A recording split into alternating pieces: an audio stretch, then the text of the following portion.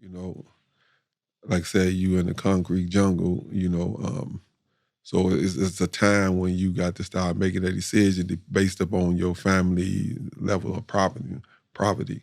So the poorer you is, the more the younger African Americans gonna move towards the streets to start trying to make a way and trying to survive out there.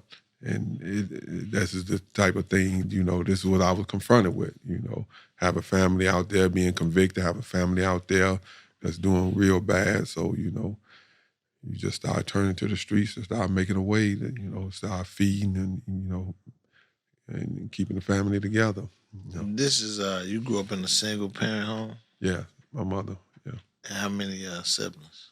There's 10 of us. So just for somebody to like wrap their mind around a child in an impoverished area with 9 other siblings and a single mom. And where were you at in the 10? I'm the 4th. The 4th. So you basically like in the middle of the crew. Right. So you can imagine just for once again for the audience to be able to wrap their mind around, okay, this is how this started. Did you finish high school or did you? Oh yeah. They still right now. Paul Robeson do a reunion every year. I went to probably about 1 or 2 since I've been out. What year did you graduate? 88. Okay. Yeah. All right. And then you said you went into prison at 92, right? 93. 93. So talk a little bit about what happened in those 5 years. From 88 to 93. From the end of high school? Right. So that's the time when a lot of stuff it was up in that high school era, that coming home that time and seeing all the furniture on the street. That's really what got it kicked off right there. Your family was evicted? Yeah. Uh-huh. So coming home, seeing that, I mean, you can imagine, if you never had that experience, you can imagine, coming home and.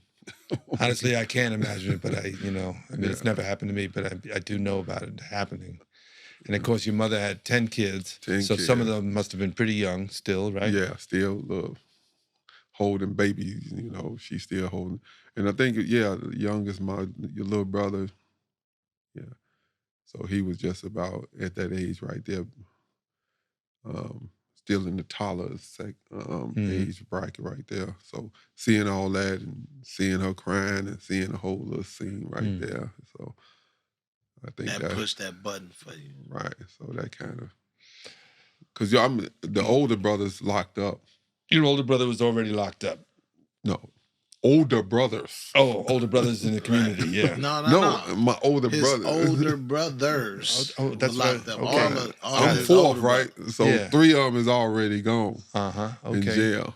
So that leaves the responsibility of what's next on me. So literally one after another was headed off to jail. Yeah. So for what kind of things?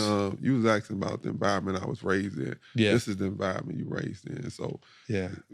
Older brothers in the street already. Yeah. Here you even gonna follow that trend. But I'm really, really trying to push school, I'm really trying to not be a part of that trend right there. But it looked like it always pull you in. Yeah. One way or another. So you end up going to after you graduated, you went to ITT? DeVry.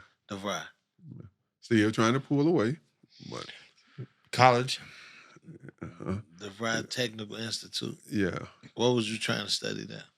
Well, I went for electrician, electronics, because I was into a lot of electronics. I liked electronics back then, because as a kid, I used to open stuff up all the time. And just see how it works. Yeah, see how it works. Or can I fix it, because you... Put it back together again? Yeah.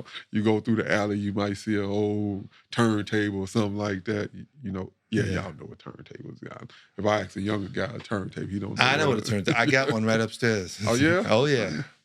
So you see all this stuff out in the alley, so I used to try to grab it and try to see, can I fix it? So that's kind of what pushed me into DeVry. And how long were you there? With DeVry? Yeah. I stayed there about 2-3 years. I graduated from it. You graduated from DeVry? Yeah. Okay. So even though you was involved in the street, you still went to school. Because that's always been a passion of mine. I love education. I love learning. You know, so I always that's something. So that's even when Chicago CRED. That's why, because I always like teaching. So that's one of the things. I always had a passion for teaching all the time. So wherever you see me at, I was always teaching a lesson or something. It's always a school with me. If you with me, even in prison, if you with me, it's always a school time. It ain't never we just not finna never kick the bobo. It might always be something that help one of us to figure some things out in life. So jump ahead.